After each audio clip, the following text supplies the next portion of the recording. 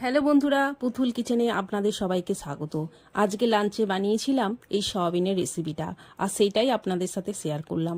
প্রথমে একটা পাত্রে সয়াবিন নিয়েছিলাম 200 গ্রামের মতন। এবার এর মধ্যে গরম জল দিয়ে ভিজিয়ে রেখে দেবো 15 থেকে 20 মিনিটের মতন। একটা মশলা বানাবো, তার জন্য নিয়েছি গোটা ধনে 2 চামচ, গোটা জিরে 1 চামচ, মৌরি 2 চামচ, দারুচিনি একটু, এলাচ 4টি, লবঙ্গ 5টি, গোলমরিচ অল্প, শুকনো গোটা লঙ্কা 5টি আর একটু জয়িত্রী। এইগুলো শুকনো খোলায় ভেজে গুঁড়িয়ে রাখবো।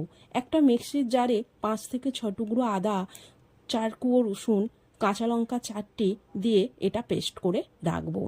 আলুগুলো এইভাবে কেটে রেখেছি, খোসা ছাড়িয়ে আর ধুয়ে রাখবো। এদিকে পেঁয়াজ 4টি আর টমেটো 2টি কুচি করে নেব। এবার গ্যাসের মধ্যে কড়াই বসিয়ে সর্ষের তেল দিয়ে দিয়েছি। এই রান্নাটা আমি সর্ষের তেলে করব, আপনারা চাইলে সাদা তেলে করতে পারেন। তেলটা গরম হয়ে গেছে, এবার আলুগুলো দিয়ে নেড়ে অল্প নুন দিয়ে আলুগুলো ভালো করে ভেজে নেব। প্রায় 80% মতন যেন আলু সিদ্ধ হয়ে যায়, ঠিক এইভাবে। এখানে গ্যাসটা লো টু মিডিয়ামে রেখেছি। এবার তেলের মধ্যে গোটা জিরে, গোটা ধনে, শুকনো লঙ্কা দিয়ে ফোড়ন দিয়ে দেবো। ফোড়নটা হয়ে গেলে পেঁয়াজ কুচিগুলো দিয়ে পেঁয়াজটা ভালো করে ভেজে নেব। আদা, রসুন ও কাঁচা লঙ্কা বাটাটা দিয়ে নেড়ে হলুদ গুঁড়ো আর কাশ্মীরি লঙ্কা দিয়ে কষিয়ে নেব।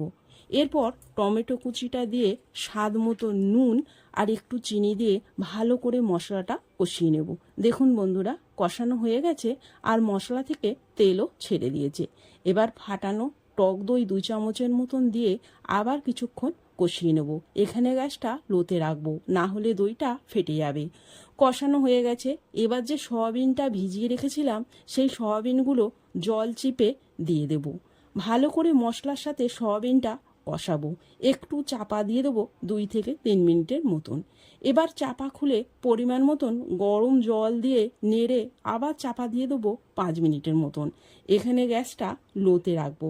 5 মিনিট পর চাপা খুলে যে ভাজা মশলাটা বানিয়েছিলাম সেটা 2 চামচের মতন দিয়ে নেড়ে আবার চাপা দিয়ে দেবো 2 থেকে 3 মিনিটের মতন।